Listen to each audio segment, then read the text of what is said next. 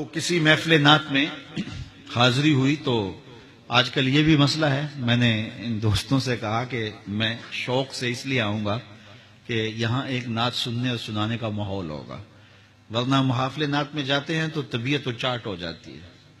نہ کسی کو پڑھنا آتا ہوتا ہے، نہ کسی کو سننا آتا ہوتا ہے. نہ فہموں کی واہ واہ انہیں حوصلہ دیتی ہے، اور وہ جو بھی اول فول بول رہے ہوتے ہیں بٹن تاں کر دیتے ٹھانگ کر دیتے، نکی جی ہاں کر دے.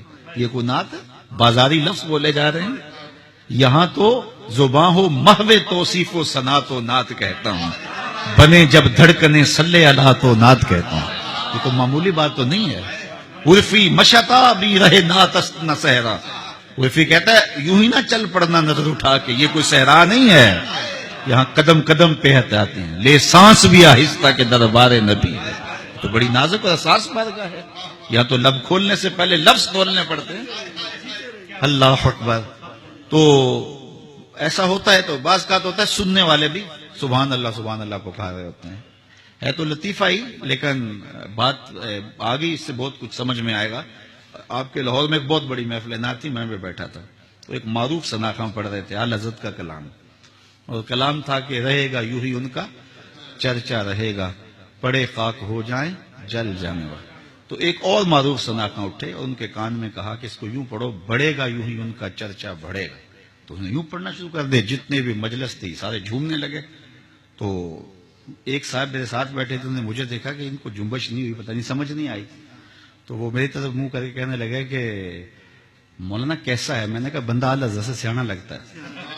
کہ اعلی حضرت نے کہا رہے گا یوں ہی ان کا چرچا رہے گا، اور اس نے کہہ دیا بڑھے گا. حالانکہ چرچا بڑھنا یہ اردو میں ہے ہی نہیں.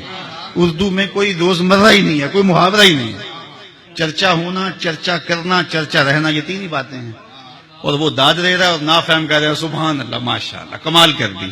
تو وہ کہنے لگا کہ جناب آپ نے غور نہیں کیا. میں کہ بندہ سیانا لگتا ہے حضرت سے. تو یہ جب نافہم ہو تو پھر بڑا مشکل ہو جاتا ہے.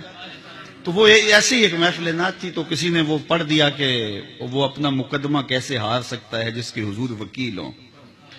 تو سب نے کہا سبحان اللہ. میں نے کہا یہاں وکیل ایڈوکیٹ کے معنی میں بن رہا ہے، کیونکہ مقدمے کی بات چلی نا. وکیل نگہبان کے معنی میں بھی آتا ہے، تو اس میں انکار نہیں ہے، اور یہ حضور کے اسماء میں سے ہے.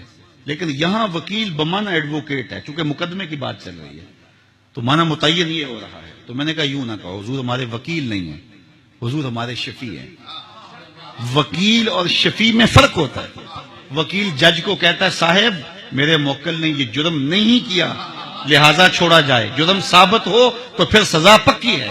وکیل کہتا ہے میرے موکل نے یہ جرم نہیں کیا لہذا چھوڑا جائے. شفیع کہتا ہے سب کچھ کیا ہے، میرا آنا دیکھا جائے. حضور وکالت نہیں کریں گے، شفاعت کریں گے. حضور وکالت نہیں کریں گے.